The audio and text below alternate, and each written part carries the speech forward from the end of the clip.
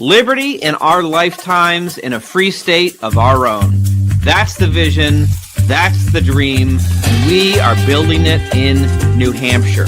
I'm Eric Brakey, your host and renegade statesman for the Porcupine Report.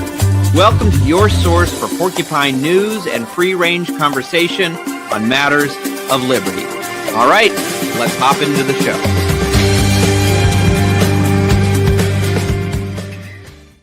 Hey there, all you porcupines. This is your host, your renegade statesman, your executive director of the New Hampshire Free State Project, Eric Brakey, coming to you for episode 73 of the Porcupine Report.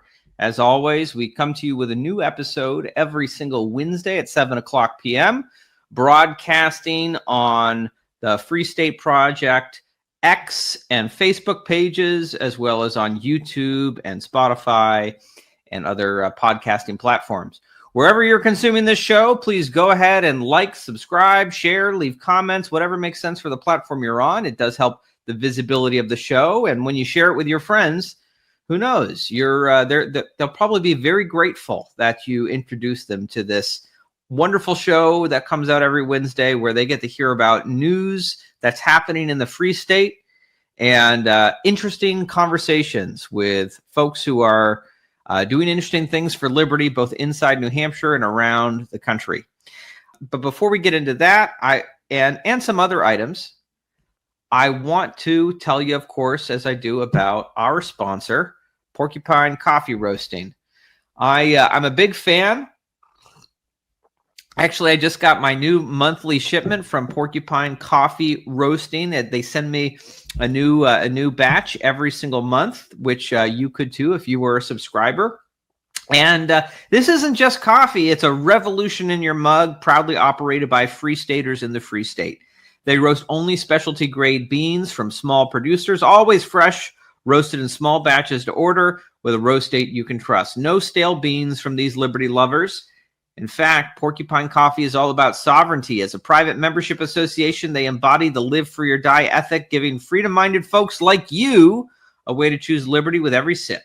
It's crafted for the caffeinated and freedom-loving, perfect for those living in the Free State or those who just carry the Free State spirit around with them every single day. When you drink Porcupine Coffee, you're supporting a small independent PMA powered by Free Staters and dedicated to living free. And here is our deal just for you as viewers of the Porcupine Report. You can use the code PORCREPORT at porcupinecoffeeroasting.com to get 15% off your order of individual products. And a portion of your purchase will go to help supporting this very show, which we appreciate very much. And I do just want to say I'm a little embarrassed. I was looking back at some of the earlier episodes, and I got the website URL just a little bit wrong. I was saying it was porcupinecoffee.com. If you go there, you're not going to find it. It is porcupinecoffeeroasting.com to get some great coffee. Most of us need, as we get older, we need coffee to maintain our energy to get through the day. And if you're going to be drinking coffee, then why not drink coffee? Great premium coffee from the Free State. So grab your fresh roasted coffee and support liberty one cup at a time. Head to porcupinecoffeeroasting.com and use Pork Report for that 15% off. Live free, drink free, stay caffeinated, my friends, from all of us here in the Free State.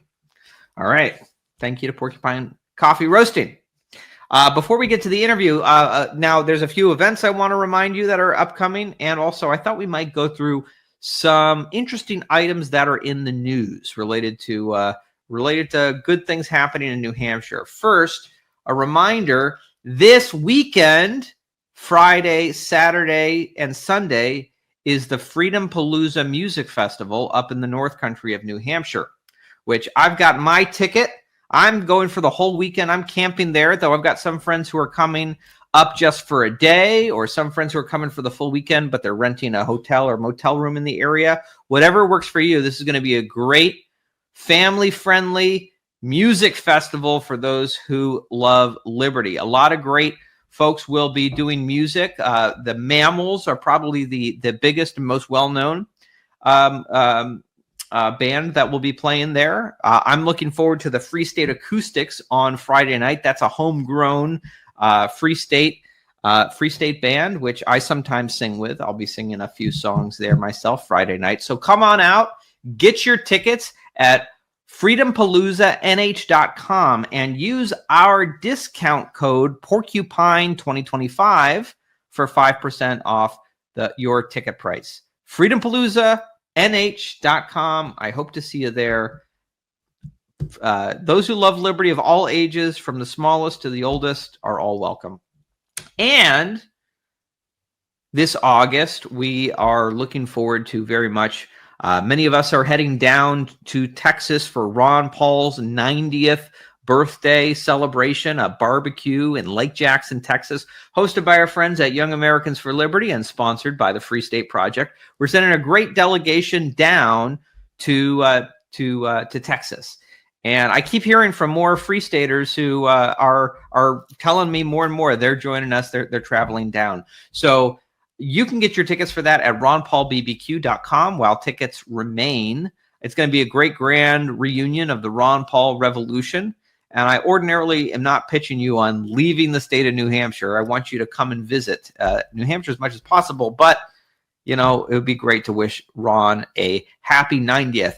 And if you cannot make it, you know, I just saw that Senator Rand Paul put up a tweet inviting everyone to send a birthday card to Dr. Ron Paul. And if you can't make it to Texas for his birthday, then consider sending him a birthday card. I already filled mine out. You can see here the address to send Dr. Paul a card is Dr. Ron Paul, P.O. Box 1776, Lake Jackson, Texas 77566.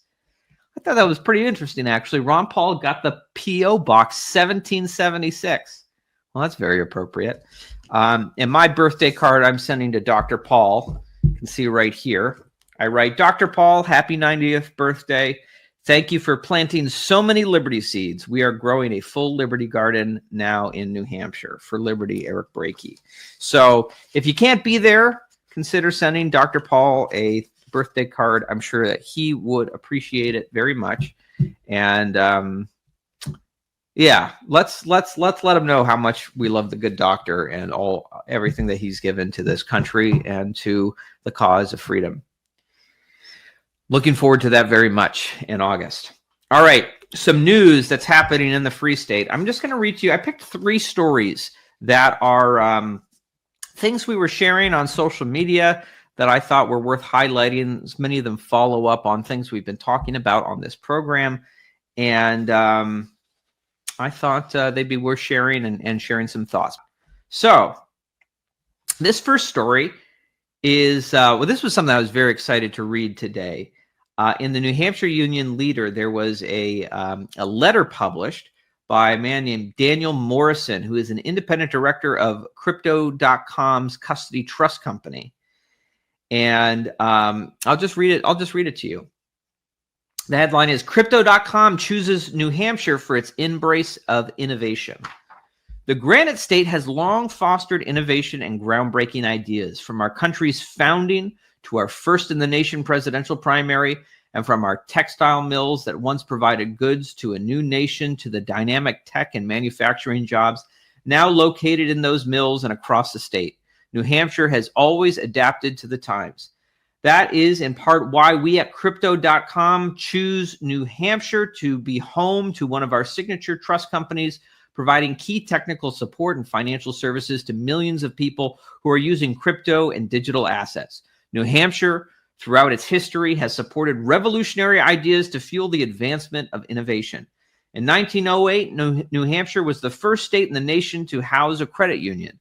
A novel idea at the time, credit unions empower their members to take control of their financial future.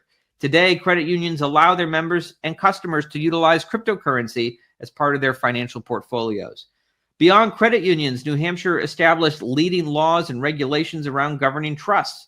Granite Staters had the foresight to create conditions that were stringent enough to weed out nefarious activities, yet open to enable effective usage of emerging technologies. And I know something about this, as I have served as a banker in New Hampshire for more than 3 decades, helping individuals and companies meet their banking needs through ever-changing times. This, combined with a banking commission that was receptive to Crypto.com's application and engaging with our company, created fertile ground in the Granite State for our trust company to take root as the first, largest, and only of its kind. It's also apparent that Granite Staters, in addition to being early and disproportionately higher adapters, I think it's supposed to be adopters of digital currencies and assets, were keen to ensure that the state too was preparing for the future of the industry. Governor Chris Sununu established a crypto commission, and subsequently Governor Kelly Ayotte has signed several bills that were passed on a bipartisan basis, signaling that our state remains on the cutting edge with these digital technologies. New Hampshire has embraced both digital currency and Crypto.com. We feel that we too have embraced the state and its future. While digital assets are still relatively new technology, this is just the start, and Crypto.com is excited about the future in New Hampshire and around the world. So Crypto.com is coming to New Hampshire. They have been, they're specifically citing the pro-cryptocurrency and pro-Bitcoin, pro-digital asset laws that have been championed by free staters in the legislature, like Representative Keith Ammon. And they're coming here and they're creating jobs because they recognize that this is where the human resources are. Here is where people are who've been on the forefront and leading on cryptocurrency, this new frontier. And this is exactly where they're going to find the kinds of people that they would like to employ to help provide technical crypto support to people who are new users and people who are coming into the cryptocurrency scene. So this is great. This sounds like a wonderful match. And it's and I can only imagine that there might be some job opportunities there for free staters and potential free staters who are in the cryptocurrency sphere. So this was just published today. This is the only kind of news I've seen on this. So I imagine we'll be hearing more. I have no idea to how many kind of jobs they might be looking to hire for, but it's exciting news, because I know that when people are looking to move to New Hampshire, the two biggest things that people are oftentimes looking for is job opportunities and housing that they can afford to move into. So sounds like some great job opportunities are coming to New Hampshire. That's a perfect match for many in the Free State community and potential movers. So I wanted to share that good news with you, and I want to say a special thank you to Representative Keith Ammon for all of his work in the legislature, particularly as the author of the recent legislation for a strategic Bitcoin reserve and other cryptocurrency policies. He's really been leading the way, and I think that's really paying off as we're seeing cryptocurrency companies coming and investing in New Hampshire and creating jobs. So that's some great news. I'm looking forward to hearing more about that, and maybe we'll be sharing more. Some more great news from Market Watch. This New England state is the best place to retire. The best place to retire is not found in traditional Florida retirement communities or in southern locales known for golfing. Instead, 3 of the 5 best states to retire are located in New England, while 4 of the 5 worst states for retirees are in the Sun Belt, according to a new survey by Bankrate. New Hampshire took the top spot, ranking first in neighborhood safety and scoring high in other categories, including low local taxes, healthcare, people of a similar age, affordability, and arts and entertainment. The only category New Hampshire did not rank high in was weather, coming in at number 40 on the list. I would dispute that part. I love the weather here. I love having all 4 seasons. I love having a real winter, to each their own. So that one's pretty subjective, I think. I would argue anyway. All right, we go forward. Quote, our survey results may be shocking to any retirees who only consider warm weather and income taxes in their relocation plans. Of course, you can have no income tax in New Hampshire, I should add, said Bankrate financial systems analyst Stephen Cates. This year, we asked Americans about quality of life factors that are vital to their satisfaction in retirement, such as entertainment, safety, and walkability. What else makes New Hampshire attractive? The Granite State has no state sales or income tax. It's also known for its fall foliage, lakes, and mountain areas, and it even has a small coastal region. Well, when they say it that way, it certainly does sound like New Hampshire has it all. So for retirees, we're ranked #1 in the country. Take that, Florida. Not only are you #2 for freedom, you're not even making it to #1 for retirees anymore. New Hampshire takes the cake. Of course, we are always working to do more to not just be #1 for retirees, but #1 for families, those who are looking to live, work, play, and raise their families in New Hampshire. Plenty of opportunities for everyone. But another #1, some great news.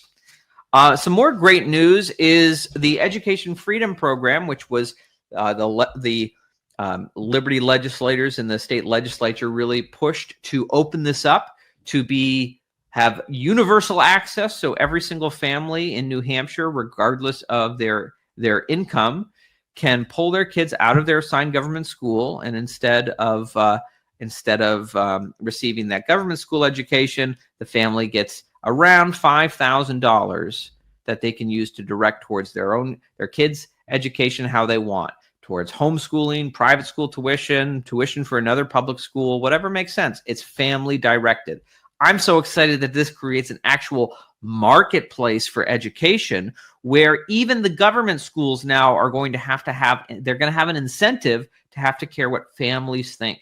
And this puts power in the hands of families and reorients the education system to have to cater to what families want, not just what teachers unions want, not just what government bureaucrats want.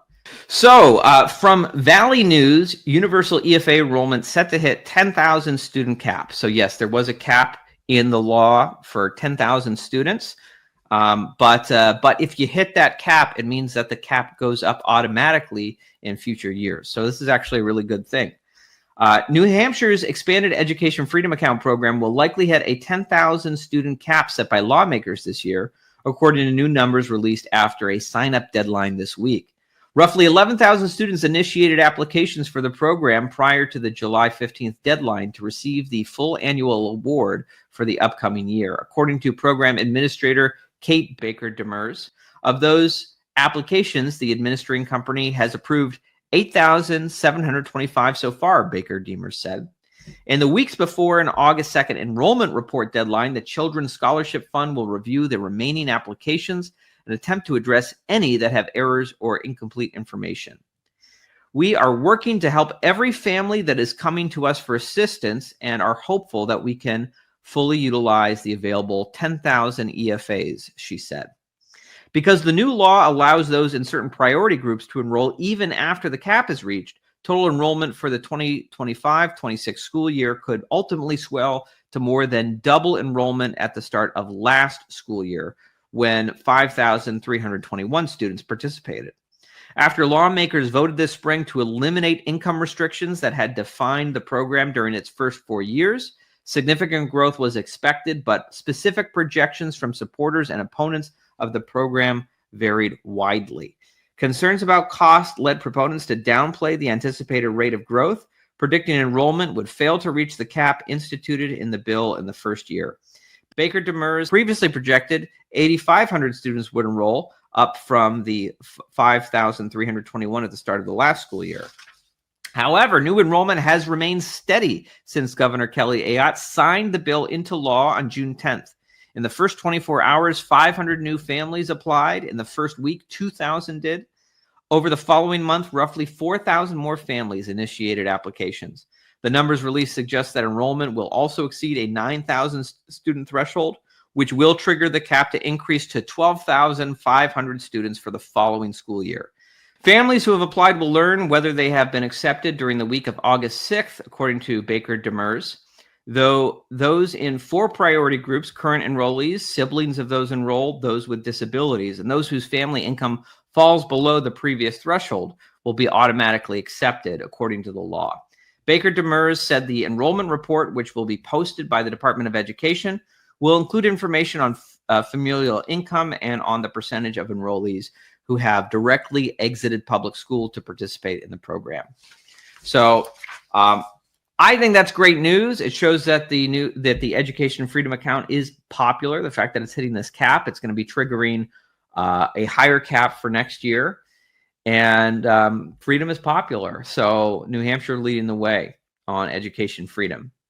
And if you want to know more about that, we did just host Corey DeAngelis, who's been a guest on this show, at the Porcupine Freedom Festival. And we recently published on our social media his talk from Pork Fest. So he goes right in depth into the whole education freedom account model and how it's being advanced across the country, with New Hampshire being one of the leading states. So you can find that on our Free State Project social media, including our YouTube page. All right. So that's all good news. We are rocking it in the Free State with school choice. It's a great place for #1 state for retirees. And we're bringing crypto jobs to New Hampshire. So this is a good news week. Good news week. And I will say, I did appreciate, I was at the New Hampshire Liberty Alliance, their annual Liberty Dinner this past weekend, which was sold out, and got to see some great, they released their legislative scorecard. Awards were given to leading Liberty legislators, and that was a great event. So thank you to our friends at the New Hampshire Liberty Alliance for putting that on. For today's episode, we have a great guest who I think I've met briefly a couple of times along the way over the years. His name is John Papola. He was formerly the creative director at Spike TV, but now he is the founder and CEO of Emergent Order. He has his own podcast called Dad Saves America, which you can find on YouTube and other podcasting apps, though I'm told that the video elements of this podcast are great. So it's best enjoyed in a video format like you might find on YouTube. I first encountered his work must have been about a decade ago. And maybe you're familiar with this. They went very viral. They were very popular videos about a decade ago of these rap battles between John Maynard Keynes and F.A. Hayek. In fact, they did two rounds of these videos that were very popular. But they are, through his organization, Emergent Order, they are producing more of these kind of ideological musical battles videos. And they are published now on, you can find them on YouTube under Radical Discourse. The most recent video, which we'll be showing a clip for in a little bit, is on immigration, called Battle of the Borders. We'll be talking about that and so much more with John. So let's welcome to the show, John Papola. Hey, Eric, thanks for having me on. By the way, am I pronouncing your last name right? I should have asked before we got on. You are indeed. You are pronouncing it the way I have always pronounced it. However, if you're in Italy, they would say Papola, and they look at you like you have two heads if you say Papola when they sit. So, all right, an Americanized Italian last name. Well, to our very extensive audience in Italy, I apologize, but to everyone else, glad we got it right. So, John, welcome to the show. I'm really glad to have you. And again, I've been. It was nice to meet you and talk a little bit with you more directly when I was in Austin. But I have been, I guess, without knowing you too well, I've been following your work for the last decade since those Hayek and Keynes rap battles. I guess to get started, how did you go from being the creative director at Spike TV to transitioning into kind of producing high grade, high quality, like libertarian content? How did you make that transition from, I don't know if you would call Spike TV more kind of establishment, like video production world. Sure. I guess if you're on cable TV, you must be, have some kind of establishment credentials. How did you get into Spike TV, and what caused you to transition into this new area?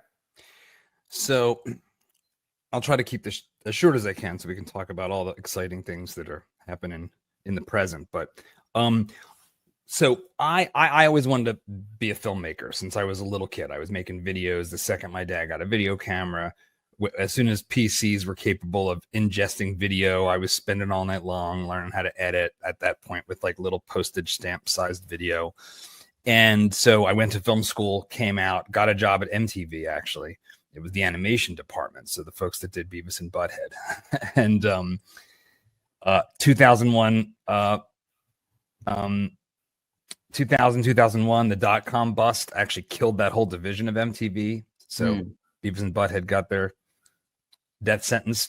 and so did my job. And then I went to Nickelodeon, was there for several years, and then the sort of leadership team at Nick went literally a few floors up in the Viacom 1515 Broadway. If you're an Gen Xer like me or older, you'll remember Total Request Live out of Times Square. Like, I worked in that building.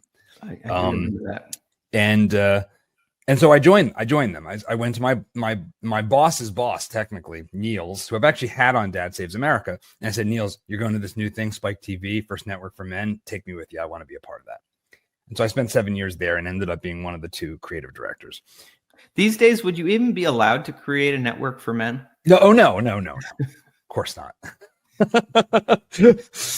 But then again, we've all done it. It's called to both good and ill, I would say. The manosphere online is, Joe Rogan is the real network for men. So yeah. And he's kicking everybody's butt on ratings and impact, and they're all so upset about it that they can't deal with the fact that people want to hear a conversation instead of a soundbite. A combination of the financial crisis, becoming a father and a homeowner, and Ron Paul all came together in that 2006, 7, 8 timeframe. So I had this long commute. I was starting to listen to audiobooks and American history, and then I came across Ron Paul and John Stossel's Give Me a Break, and actually the book by Nassim Taleb, The Black Swan, actually had like a very inciting incident kind of element for me, because I listened to that book and I'm like, wow, this is really interesting. Let me find out more about this guy. And that was how I found Russ Roberts' podcast, Econ Talk, which became an absolute mainstay. And Russ and I together created the Keynes versus Hayek rap battles. So when Obama was elected and prescribed as a solution what I thought to be the very thing that got us into the problem, which was irresponsible, easy money, deficit spending, shovel-ready projects, which is for some people that remember those times would know that was like the buzzword. We have so many shovel-ready projects. We should just take advantage of these low interest rates that have been induced on us by near depression and just piss all our money away on this stuff. It's like, oh, how does making us poorer make us richer? It's like this is this broken window fallacy of Keynesianism. So long as you spend, you're good. It doesn't even matter what you spend it on. Bombs, let's go blow up another country. Paul Krugman said on national television that if an alien invasion happened, he said something, this is almost a direct quote. If there was an alien invasion tomorrow, this recession would be over in 18 months. Like it'd be over. That'd be it. So being destroyed is the path to prosperity. This is the kind of brain rot that this very ancient, immediately stupid as soon as you think about it for more than 10 seconds, ideology sort of pushes on us. Yeah. And my solution, in part because my wife thought my new interest in economics was punishingly boring. And we met at Nickelodeon, so she's a producer in her own right. And she's like, you should do something like Flight of the Conchords. Do something with music. Make this fun, because otherwise it is dry. I don't know who's going to want to watch this. So she was both right and wrong, because obviously people will watch a 1, 2, 3 hour conversation about this exact subject, number one. But at the time, doing a music video was a fun way to put my skills to work. And I actually wrote the first draft of Fear the Boom and Bust in one sitting, having never written a song before, let alone a rap song, and not even being necessarily a big rap fan myself. And then I sent it to Russ, and he was like, "Oh yeah, this is pretty good." And we tweaked it a little bit. And so the first one was actually mostly my script, and then the second one was a much more of a collaborative 50-50 split on the writing. I will say, a testament to that. The fact is, like 10 years later, I still have like phrases from that rap video that are like seared in my memory, which is amazing considering the content of it. It's like, refrain, like we've been moving back and forth for a century. I want to steer markets. I want them set free. There's a boom bust cycle and good reason to fear. Blame low interest rates. No, it's the animal spirits. It's like the fact that I can remember that 10 years later, I think is very good. Is a real testament to it. And I will say something I really appreciated about that was not just the way that you took these very complex, like economic arguments about Keynesianism versus the Austrian school, and you were able to boil it down to it. But I also just love the personality you were able to bring to these characters, especially like the humor in these videos of like Hayek being like the clear underdog that nobody has ever heard of and not treated with any respect, while Keynes, because he's the one just throwing money out to everyone, is like, it's everyone loves him because it's like always being like in a perpetual party where the alcohol is flowing and everything else with him. So I thought you guys really captured something beautiful there, and it so memorable. And a fun fact, I think I mentioned this to you, but I remember after the first one came out, I was in New York City at the time. This was when I was a baby libertarian, just kind of learning, Rothbard and Hayek, reading them on the subways back and forth while working as a professional actor down there. And I was very nearly an extra in the second video, but I had a conflict because I was in production for an off Broadway play I was doing at the time. So I missed that opportunity, but it is amazing to see kind of all these years later, this kind of work continuing and resuming. So who's actually an extra, if you this is a testament to how survival is success in any domain. I came into this world of politics and even media with no family connections. I didn't have any kind of legacy of anyone I knew. It was like starting from nothing. And one of the extras in the second Keynes Hayek rap video, Jim O'Neill, was just nominated to report into RFK Jr. at Department of Health and Human Services. He's one of the reporters at the side of the boxing ring. Great guy, worked for Peter Thiel for a long, long time, ran Mithril Capital there. So it's just sort of interesting. You see how kind of as a generation, you come together with people to do things like this. And then if you're all still in the game, you might just end up kind of running things. It's a very weird, it is. It's like, it's an almost kind of survival of the fittest. Just stay standing and you might just be running things. I think that's what like the Free State Project is all about too. It's like, just stay at it, persist, and eventually you might just win. Yeah. And I think that's a really important lesson for our kids too. Yeah. Half the battle is showing up to things. That doesn't happen. It's like we quit early. It's too hard and we quit. Yeah. Yeah. Persistence is key. Half the battle is showing up to things, whether you're running for, literally like running for office, half the battle is showing up to people's doors over and over again, but like I've seen this over the, last, 15 years I've been involved in politics, that like, the Ron Paul ragamuffin who starts showing up to his local GOP meeting 10 years ago, like is now the chairman of the committee because he's been there the longest, as other people have phased out. And so there is something I think to learn about what they call it, the slow march through the institutions, which the Marxists and the neoconservatives have been doing for the long time, that libertarians should, maybe learn a thing or two kind of from the strategy there about being persistent and working through this. But it is also, I think, a testament to the fact that we did have this huge like cultural boom of these ideas that, of course, you played a part in with I feel like I don't know anyone who is like involved in libertarian circles back then who doesn't know the Hayek and Keynes rap videos and hadn't seen them and wanted to share them with so many of their friends and family, because it was excellent. So it is nice to see that individuals like the individual you mentioned, downstream of that, this cultural boom of these ideas, we're now seeing these people with these ideas, work their way into positions of political power where freedom can be a part of the conversation going forward for how we fix problems rather than just growing the size of government.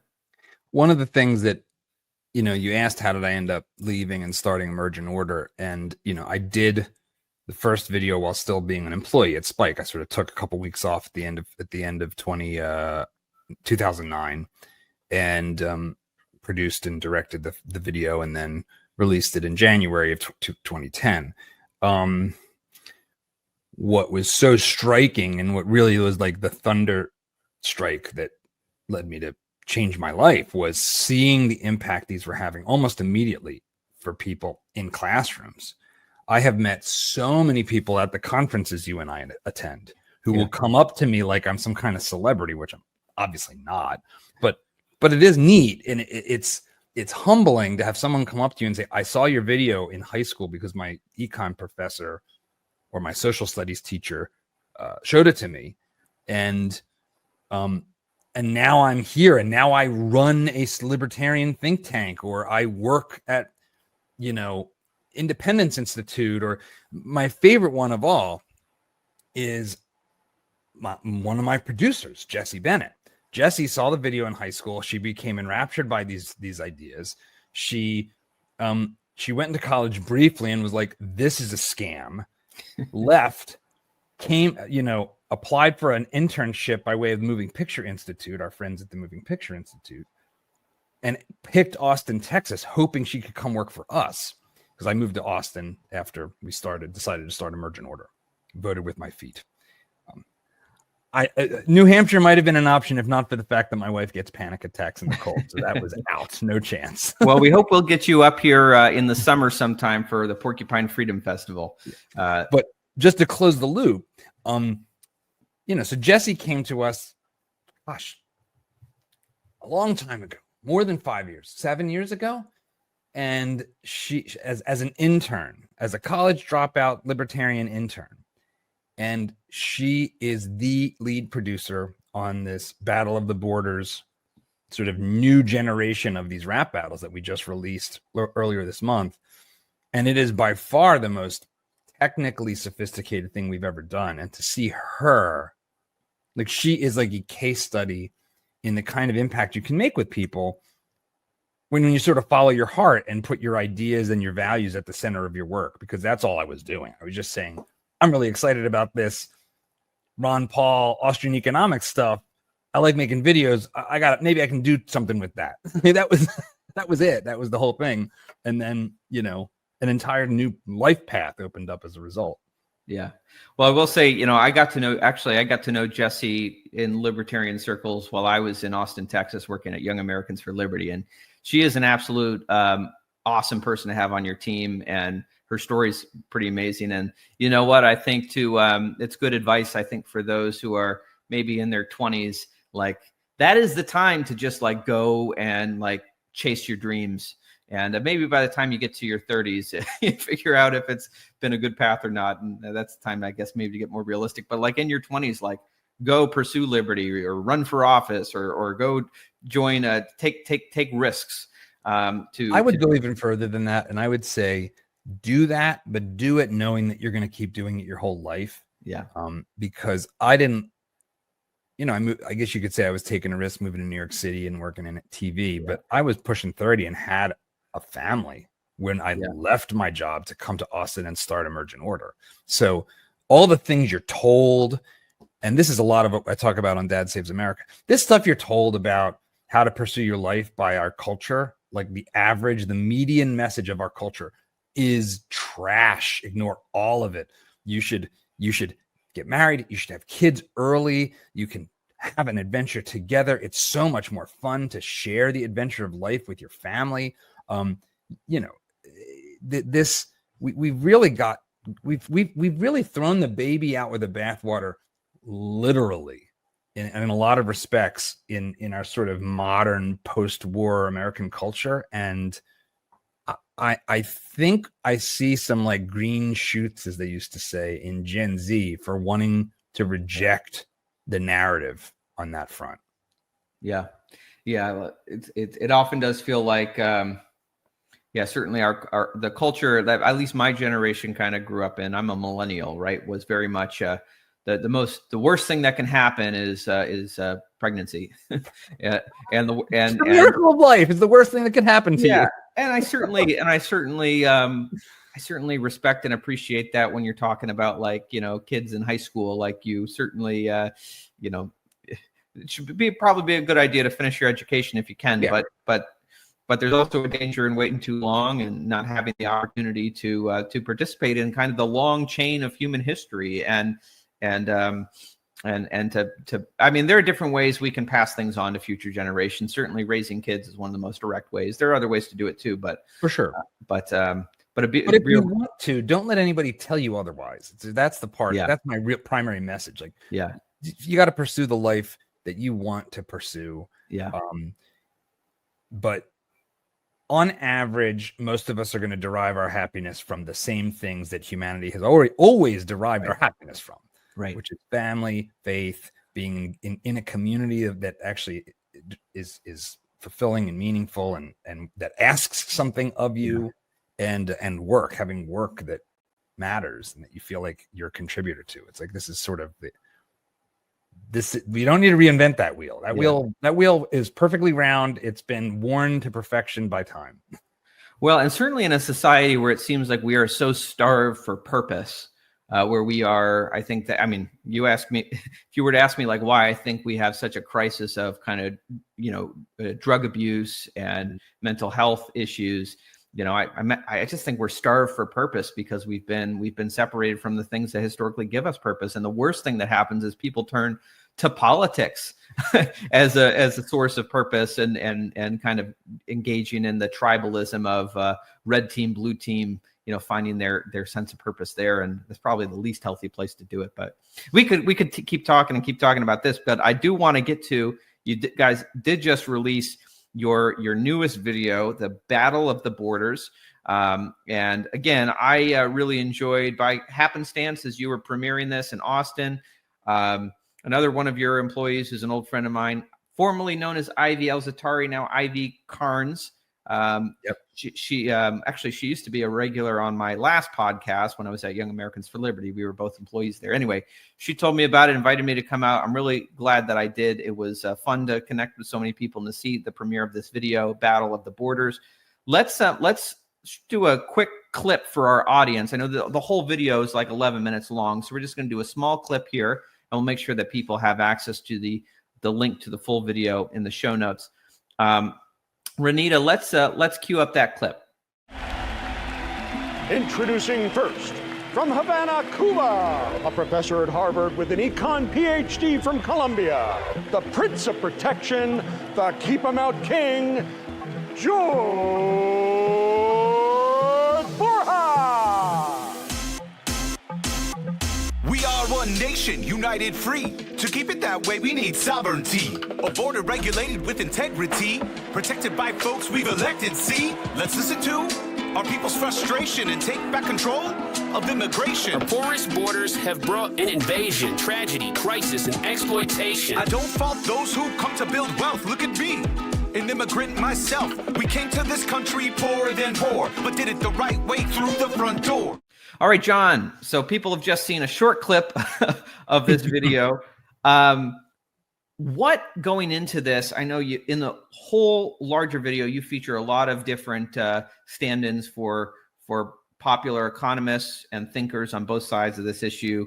George Borges, Stephen Miller, Derek Jones on the more closed border side of the argument. Yeah. Brian Kaplan featured prominently, who of course was a recent keynote speaker at this past year's New Hampshire Liberty Forum. By the way, everyone, tickets are on sale for New Hampshire Liberty Forum for next year already. Throwing that out there.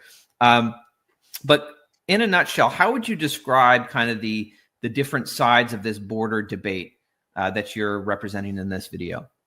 Sure. Well, as we sort of took the formula of the Keynes Hayek videos and try to replicate it to the best of our ability, because I think they have in them an almost accidental formula for great education.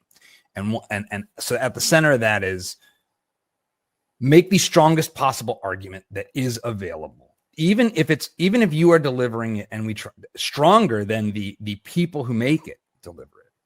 So I came into this, Brian Kaplan's a friend of mine. I'm a classical liberal libertarian type. I say that a little more vaguely because I'm also Catholic and my faith is playing a bigger role. And, we can talk about that a little later, but, so I'm pretty I'm pretty inclined towards a more open immigration in general. I tend to believe that American society has been enriched dramatically by the waves of immigration that have come into this country. That we are uniquely a melting pot society. We are not a blood and soil ethnocentric society, unlike the old world of Europe or most of the planet, to be perfectly honest. We're pretty unique. Maybe you can look at places like Brazil as some other examples, but there's not that many actually of large scale, genetically diverse peoples. And we are one of them. And we happen to be the richest, most successful society in all of human history. So that is my bias coming in as a producer. But I ended up spending most of my time trying to make sure the arguments against my ideas were as strong as possible. And so George Borjas, the leading sort of voice in the video, is an economist from Harvard. His work points to essentially the impact on especially lower skill and working class people of large changes in unskilled, largely immigration. He basically says, look, this is great for the people that own factories and own businesses because you get cheaper labor, but it creates a real competitive dynamic that is damaging to the people who are on the bottom ends of the economic ladder and trying to climb their way up. And you're basically importing people to jump on that first rung and kick Americans off it. That's like essentially his argument. And he's done empirical work on that front. He has not made as many arguments around the broader cultural issues that others, and that a lot that are in our discourse right now, right?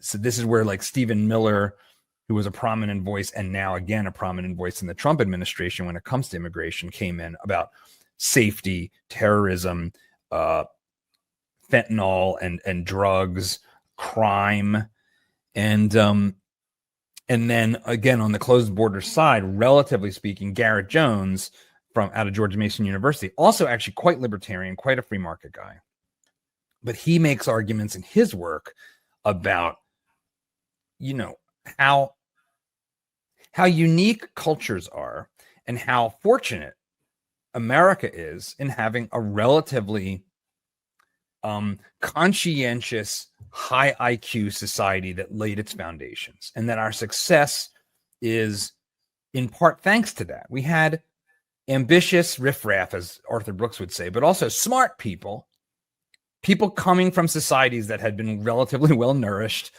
and for a bunch of other reasons, higher IQ, and that we need to be real careful about having like a mass amount of people come into the country from the global south, to be perfectly honest, who on average have lower IQs, are coming from countries that have much more dysfunctional aspects of their societies, politically and otherwise.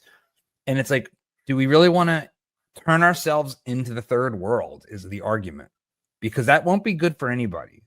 So goes America, so goes planet Earth. So that's, I think, an articulation of their perspective right now. And it's what we tried to do in the video. And I think you have to take that seriously. You can't just say, well, you're a fascist and you hate brown people and blah. Like it doesn't work.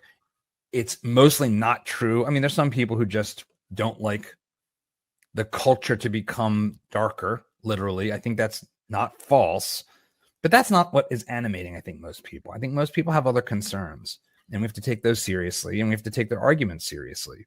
On the pro side, if I can keep monologuing for a bit here to get the argument, is Brian Kaplan, as you mentioned, and Alex Nowrasteh. And their arguments are fall into two categories. One is ethical and one is empirical. So on the ethical side, they're basically this is essentially a kind of libertarian anarchism. It's to say where you are born is an accident of your birth. And if you accept the notion of individual human dignity, then you should want, as a moral question, people to be able to move to the places where they can thrive and their potential can be unleashed. America is that place like no other. We have plenty of space. And this is what has happened throughout our history. People come here, and as the lyrics at the beginning of the video, and wages take flight. The same person comes to America and earns something like 10x because of our institutions, because of our capital, because of the division of labor, because of the culture, because of the business environment, which is not perfect, but better than a lot of places. I mean, the global South has been brutalized by the worst form of colonialism in human history, Marxism. Marxism was a colonialist project that destroyed the lives of hundreds of millions of people, billions of people. So all this anti-colonialism talk is the biggest bunch of nonsense we've ever heard. Marxism is like a born in France German philosophy that got exported to the global South to destroy it. So you won't find any Marxism sympathy on either side of the debate in Battle of the Borders. We take pot shots at communism from both sides, justifiably so. The empirical arguments are actually the area where there's more room for debate. But basically say, look, a lot of this is hysteria. Immigrants, including illegal immigrants, based on the available data, which is not great or perfect or extensive, actually, have lower crime rates than natives. People don't come here and commit crimes. We're actually kind of a violent society, all things considered. So immigrants actually lower our crime rate on average, not the opposite. And the increase in crime we've seen recently is mostly about lefty weirdo stuff, defunding the police in the communities that need police most. Whatever you think about the cops as a libertarian, so be it. But most poor families don't want the cops to pull out and let gangs run their streets. Mm-hmm.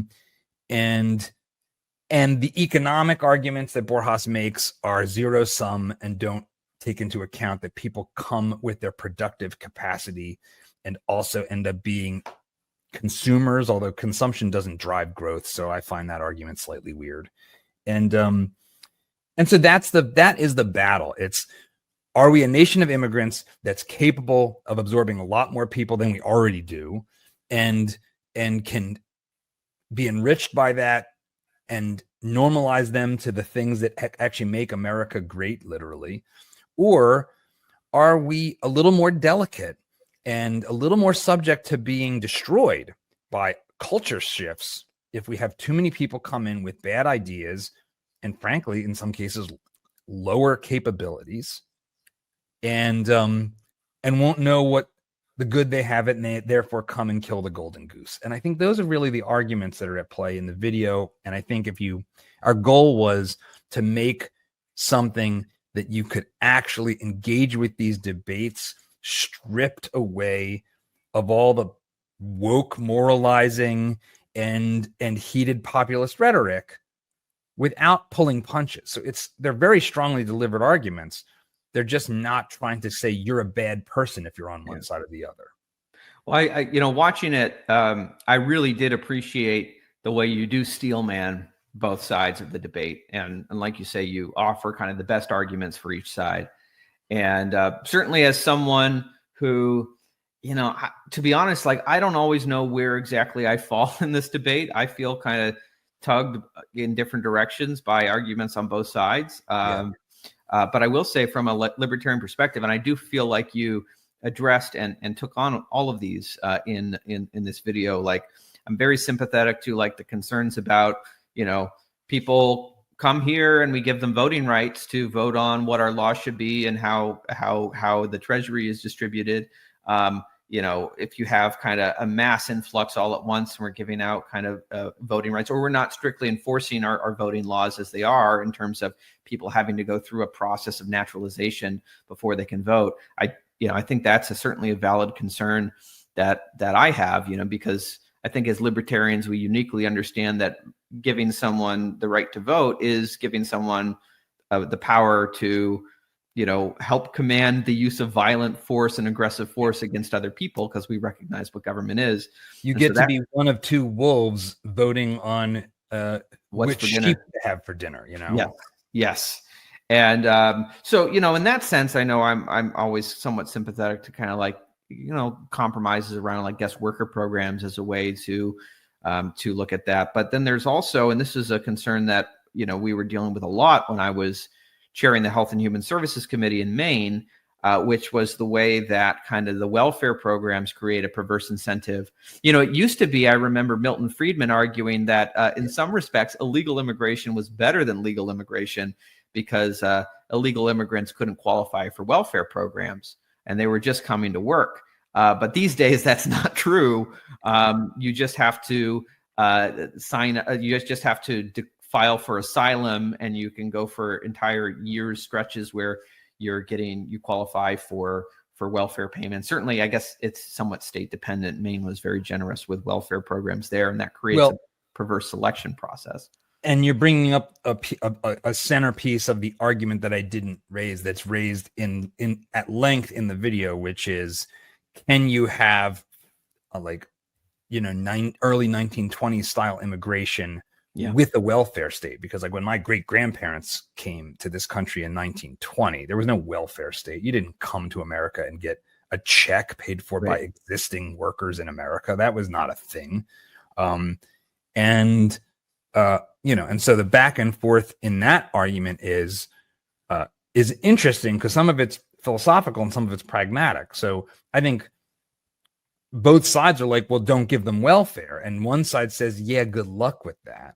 And the other side says, well, so are we just going to like give up on trying to build a wall around the welfare state? Are we going to like, what priorities should we have? Should we not let more people into the country because we have this stupid welfare state that is disempowering and destructive and wasteful, even if sometimes it's humanitarian necessity for some people, which I'll grant as a second best or third best solution to private charity. So that is a tension. We do have a lot of rewards now that didn't exist. It used to simply be hard to get here, and then you came and were made fun of and sent to the mines. So what kind of person is willing to come to a country, possibly die on the way, and then go work in the mines or like lay the roads and be treated like a second-class citizen? Well, that's somebody with a lot of conscientiousness, a lot of grit, a lot of desire to build a better life, and willing to bear the cross to do it. And now it's like, oh, come in and we'll buy you a hotel room in Manhattan and give you a phone and a debit card. Like, what the hell are we doing here? So, I often think about, I think folks on the more pro open borders immigration side often point to like the poem on the Statue of Liberty, send us your poor, your tired, your huddled masses yearning to breathe free. But that's not really the offer these days. It's yearning for free healthcare is the new offer we give to the world. Come here and you'll get free healthcare. I mean, this is like a part of the Democratic Party platform these days. Like, yes, come here and free welfare, free healthcare, free housing. Frankly, a lot of free stuff that people who are struggling here currently in America, who are U.S. citizens, are not often entitled to. So it is, but so it does create. Now, yeah. On the flip side, if Brian Kaplan or Alex Nrasta were here, they would say, yeah, except that we have declining fertility. We are becoming an aging population. Most of the welfare benefits spending in this country is on the old and the infirmed.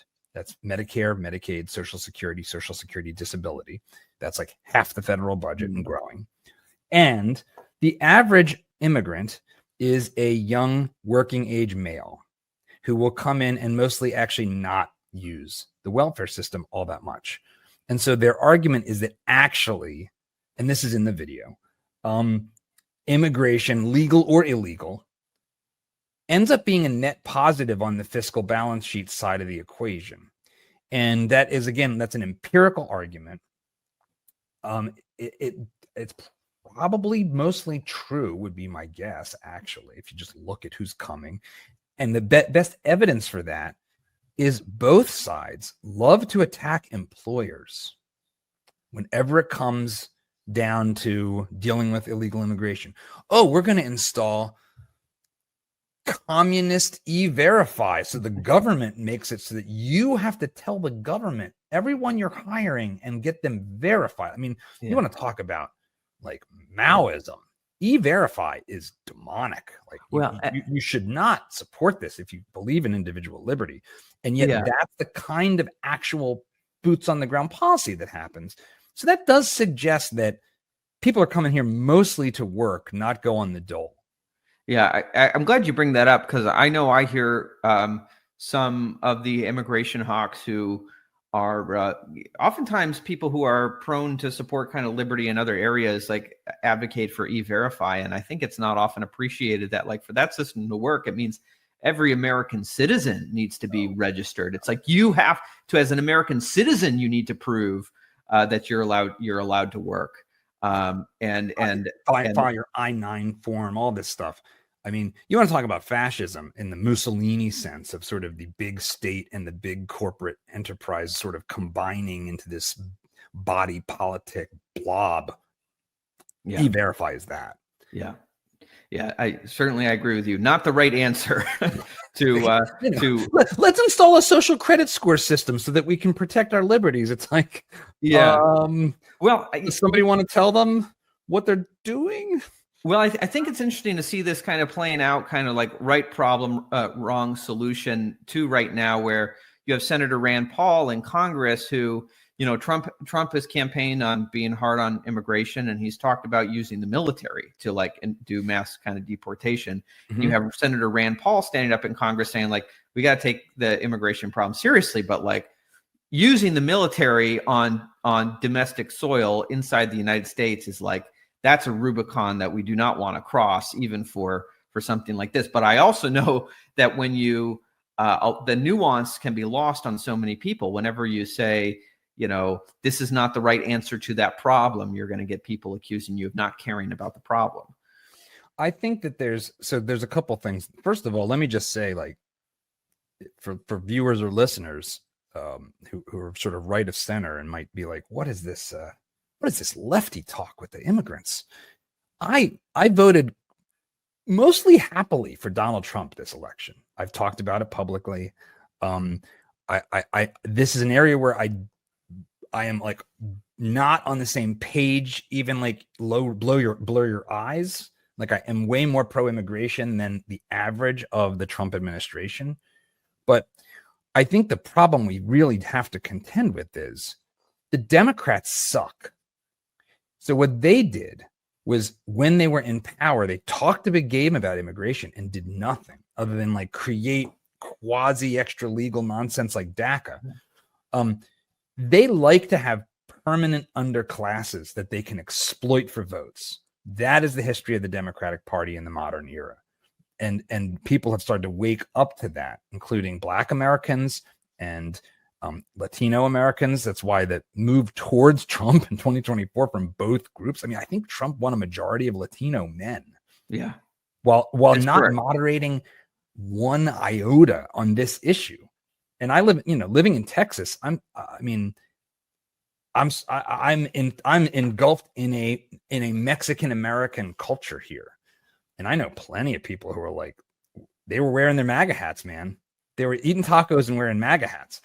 And so I think black markets, we have a situation at the border right now that is the worst of both worlds. We have essentially a kind of prohibitionism as far as the legal process. It is very slow. It has a ton of trap doors you fall into, never to recover. And for example, I had a new friend over yesterday at the office, was the lead counsel for ICE for 25 years. He said, among the things that suck in our system is if you've ever told a fib about your immigration status, you can never get a green card ever. So you could have been brought in as a kid and then if you ever lied and said on some formal way that's recorded, even if you marry an American citizen, thumbs down. Yeah. So there's all these crazy traps. And I learned yesterday from a friend who's immigrating from the United Kingdom and is marrying an American citizen and is trying to get his green card, that they're still requiring to get your green card that you have to get the COVID vaccine. Like this is still I think that's insane. and flu vaccines, right? Like this is like something hopefully conservatives can appreciate, like should not be a requirement, even if you are skeptical of more immigration like that. This is crazy. I mean, if you want to do the MMR for measles, mumps, and rubella, okay, but the COVID vaccine, I mean, God, the flu vaccine is never more than like 30% effective in any given year, and it only lasts for like, so that's a perfect example. The legal path is run by imbeciles and designed like in a psychotic way that creates a black market. And so what do you get with black markets? You get Al Capone types. So you have people being smuggled in by cartels. You have bad hombres crossing the border because it's a black market, because we have a completely irrational legal path. So I think the Democrats have failed. Frankly, their entire apparatus needs to be erased. We need a new party contra the conservative right. Like the Democrats have nothing to offer America on any dimension in any issue at all. I don't think they should continue to exist as a party. I think it's game over for them. So I think for the people who are left, it's like, I think Trump actually has an interesting opportunity, being so hardline, to end up being like a Nixon goes to China president, potentially. And yes, build the wall and militarize the border and all that stuff, but then maybe actually do some things that, like the Gang of Six in the Senate, and the more cosmopolitan people couldn't do, which is actually make positive change on the legal side of the ledger. I think there's a chance. I hold out hope that might actually happen now, which I know would be sounds like a crazy thing to believe, but I actually don't think so. I think there's quite a few liberty lovers in Trump universe, like quite a few. Yeah. And I think he's going to get a lot of interesting inputs, including from like the tech bro billionaires who, they have to rely on a lot of immigrant labor on a lot of fronts, but especially high skill engineers from Asia. So they know that we can't just seal the border shut and have the things that everyone likes. Like, it will impose really horrible costs. So I'm an optimist on this front. Well, I certainly hope so. And I know that, there's been a lot of, I remember even Rand Paul years back talking about, like, we got to secure the border first. And then, like, once we secure the border, then we need to kind of create a more rational legal immigration system. But it does seem that, it's hard. It's certainly hard to do them in the other order. I mean, the two things I would do if you made me king for a day would be, I would eliminate voting rights for all immigrants, legal and illegal, because I think this voting issue is what creates the political football problem. So you don't get to come to the game and change the rules. Sorry. You want to come to America? That's great. We want you here. You don't get to come to America and suddenly start messing with the rules. Yeah. You get to come in and live by the rules we've already got. That's number one. Number two, Gary Becker, the economist, brought this up years and years and years ago. Make them buy it. Set a price. You want to come in? You want to come in fast? It's $100,000. Mm-hmm. Done. Oh, you're here already and you're not a criminal? Set a price, set a fee, call it whatever you want, call it back taxes. I don't care, but let's rationalize this thing. Let's create new barriers to replace the old ones, because the old barrier was, got to go on a boat, you might die, there's no welfare. Like, it was harder and slower to move, communication was slow.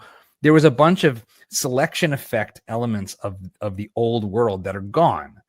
We should probably come up with some things that create positive selection effects so that great people want to come here, and they can. Yeah. Well, we are running out of time, and I know there were a few more things I was hoping to hit on, but I'll just mention them briefly and give you the last word. I know that other issues, and I think a lot of these were also tackled in the video, that are factors in all of this. Certainly, I think libertarian insights are valuable in this discourse. When we talk about crime, I think probably a lot of that traces back to the war on drugs and these cartels. So if we entered the war on drugs, that would probably solve a lot of that. Yeah, we talk about a lot of the refugee crises. I mean, it's hard not to notice that a lot of the waves of refugees coming to America and European countries are coming from countries where we've been intervening in terms of our foreign policy. I think of like the war in Syria as one of the greatest examples of that. And as far as kind of like cultural decline, I think it's hard to not to notice that, I'm sympathetic when people are saying, well, are people going to integrate with our culture? And then people say, well, people in past generations did.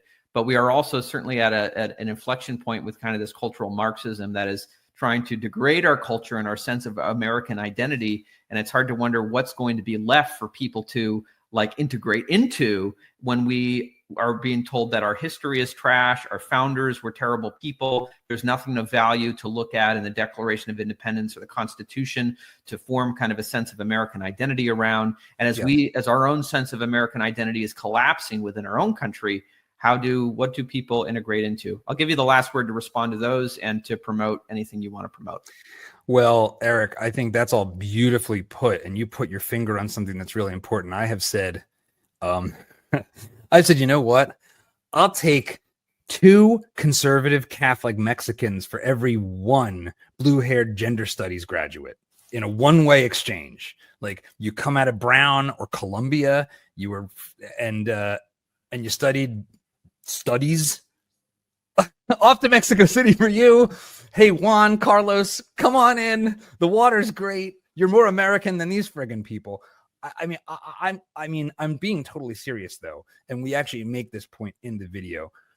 There's a line. I actually think I wrote this line because I'm not the writer of this one. Glenn Whitman is the main writer, great economist, Hollywood screenwriter, super awesome guy.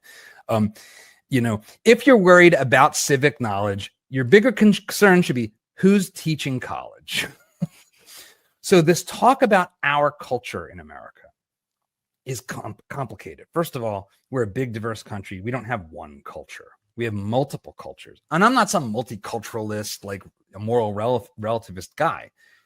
I think the thing that unites us as Americans is the American creed. And we actually have it written down, which makes it kind of easy. It's not like it's not like England where you have to go back to the Magna Carta. They don't really have a constitution, and now they're just turning into like a totalitarian whack job hellscape that imprisons people for Facebook posts.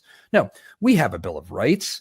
We have a fundamentally, I would say, Christian-inspired, Greco-Roman infused secular philosophy that all men are created equal, endowed by our Creator with inalienable rights to life, liberty, property. It's not in there, but it was baked into it.